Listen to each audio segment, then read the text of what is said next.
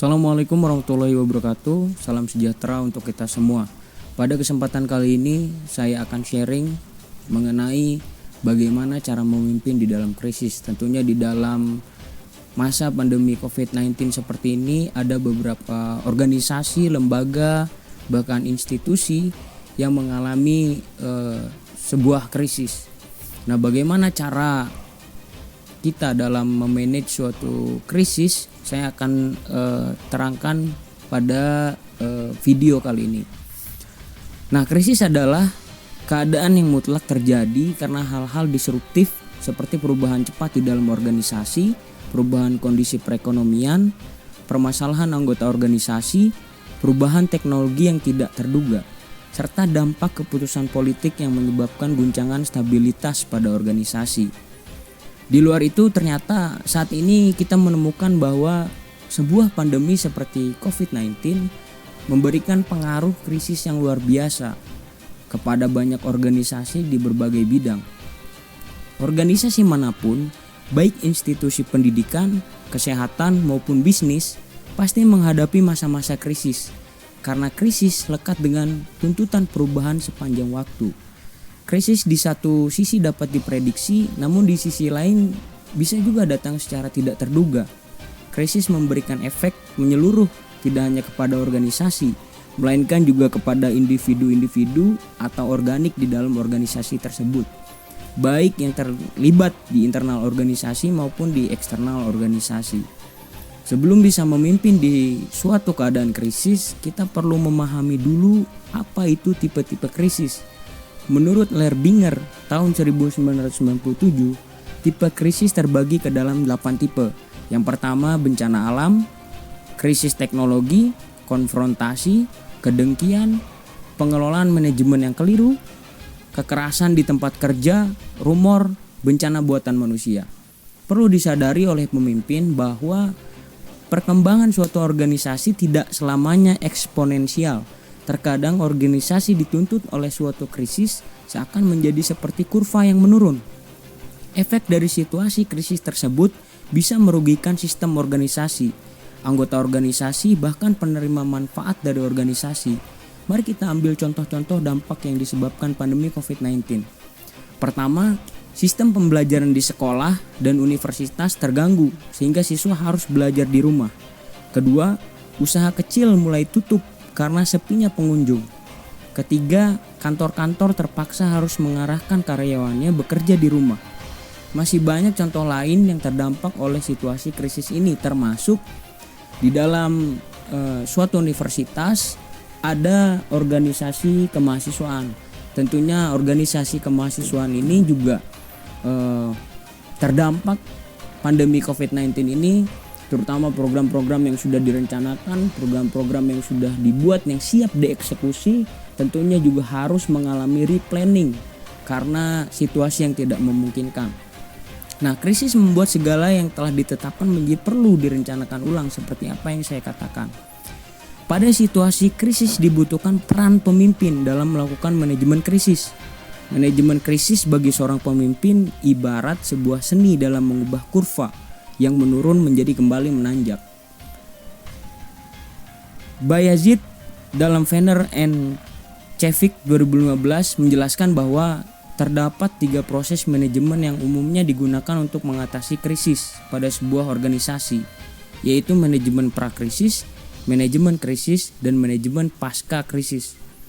Dalam masa prakrisis, manajemen perlu memahami atau pemimpin perlu memahami indikator-indikator krisis. Pemimpin juga perlu mengubah kondisi krisis yang berpotensi datang menjadi sebuah kesiapan dalam mencari peluang selanjutnya dalam masa krisis. Pemimpin juga perlu melakukan tindakan pencegahan untuk menghindari krisis yang lebih besar. Selanjutnya, ketika krisis berakhir, masa pasca krisis pun dimulai. Pada masa ini, pemimpin akan menemukan solusi yang tepat disesuaikan dengan perubahan, solusi yang membawa dimensi baru pada aktivitas dan strategi mereka. Nah, manajemen krisis ini terdapat 4 kerangka. Yang pertama, perencanaan. Selalu mempersiapkan strategi untuk masa mendatang. Kemudian kemitraan, menyelesaikan krisis bersama mitra organisasi. Kemudian perkembangan, ciptakan nuansa organisasi yang selalu belajar atau adaptif. Kemudian yang terakhir, komunikasi, membangun komunikasi yang penuh empati dan memotivasi. Perubahan menurut fleksibilitas organisasi dalam perkembangan dan cara berpikir setiap anggotanya untuk lebih kreatif. Mental anggota organisasi pada saat krisis akan cenderung membutuhkan penyesuaian. Bahkan ada anggota yang menjadi pesimis saat menghadapi krisis. Keadaan demikian dapat dimaklumi karena krisis selalu memberikan efek kejut bagi mereka yang belum pernah mengalaminya. Ketidakpastian, frustasi, ketidaksiapan, dan hal-hal negatif lainnya secara umum mewarnai lingkungan organisasi. Langkah pertama yang butuh diambil oleh pemimpin adalah membangun komunikasi yang penuh empati dan motivasi kepada anggotanya tanpa ada satupun yang terlewati. Tentunya seorang pemimpin juga perlu dirasakan kehadirannya oleh anggota pada masa krisis seperti ini. Penting untuk pemimpin yang memberikan pesan-pesan yang menenangkan demi menjaga stabilitas mental setiap anggotanya. Ketegaran yang ditunjukkan oleh pemimpin adalah representasi tangguhnya organisasi, sekaligus menjadi pemicu semangat bagi setiap anggota. Kemudian langkah kedua, pemimpin dalam manajemen krisis butuh membangun nuansa yang menjadikan setiap anggotanya terus berkembang. Situasi krisis merupakan waktu yang tepat untuk seluruh anggota organisasi belajar secara holistik, melihat fenomena yang dialami oleh organisasi dan penerima manfaatnya. Nah, langkah ketiga, menjalin kemitraan dengan mitra terkait. Lupakan dulu prinsip dalam melaksanakan organisasi yang disebut kolektif kolegial.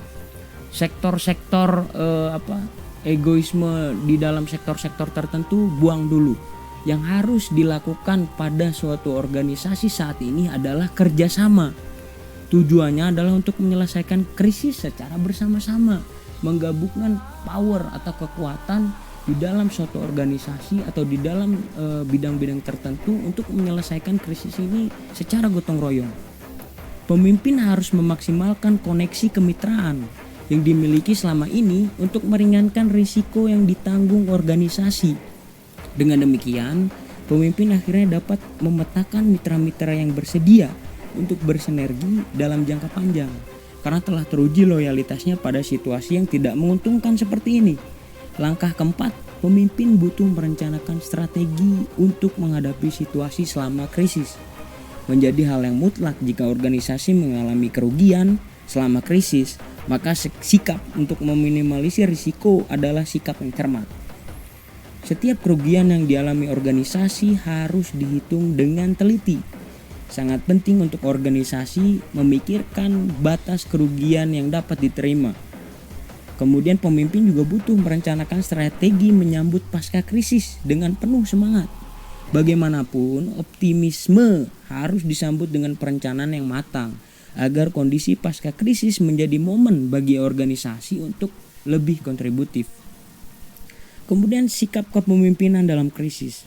Kesatuan antara apa yang direncanakan, disampaikan, dan dijalankan sebaiknya tercermin pada diri pemimpin. Terlebih pada situasi krisis seperti ini, anggota akan melihat pemimpinnya sebagai role model. Bisa saja anggota tersebut belum memiliki pengalaman menghadapi krisis sebanyak yang dihadapi oleh para pemimpinnya.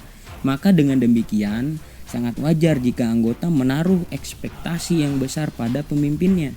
Namun pemimpinnya tetaplah manusia yang tidak luput dari keliru, sehingga ekspektasi anggota bisa saja tidak terpenuhi.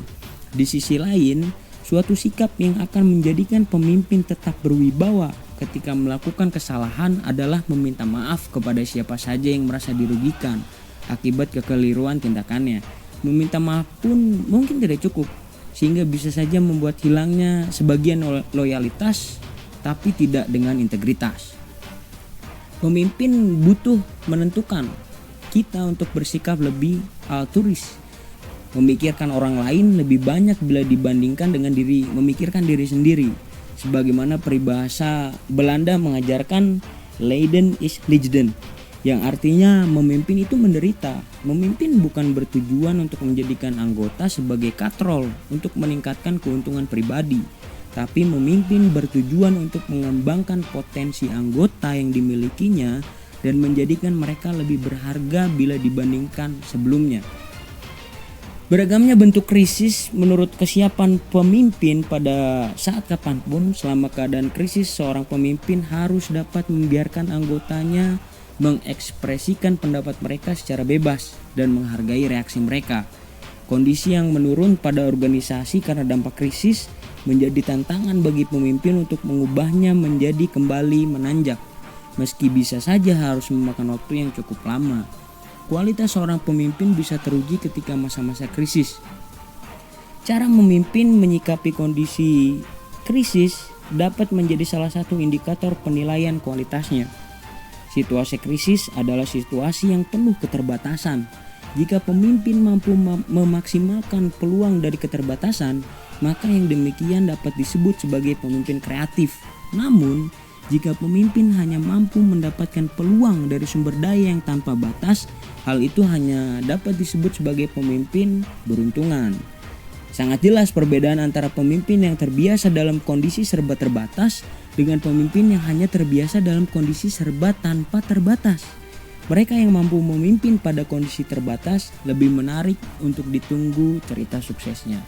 Demikian yang dapat saya sharingkan, semoga bermanfaat dan tentunya juga organisasi, lembaga dan institusi yang mengalami krisis pada saat ini tentunya juga bisa dapat cepat recovery dan juga tentunya loyalitas anggota, kemudian juga pemimpin yang selalu diberikan petunjuk dan juga bimbingan oleh Tuhan yang Maha Kuasa juga dapat menguatkan organisasi tersebut dalam menghadapi krisis dalam era pandemi COVID-19 seperti ini. Demikian, wassalamualaikum warahmatullahi wabarakatuh. Salam sejahtera untuk kita semua.